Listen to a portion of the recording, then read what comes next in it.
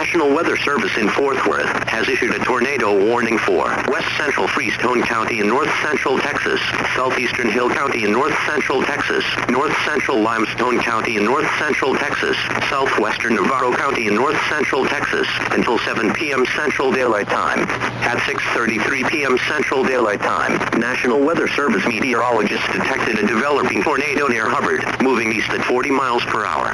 The tornado will be near Coolidge around 6:45 p.m. Central Daylight Time, Tetuacana around 6:50 p.m. Central Daylight Time, Wortham around 6:55 p.m. Central Daylight Time, Mexia around 7 p.m. Central Daylight Time. Move to an interior bathroom, closet, or hallway on the lowest floor of your building.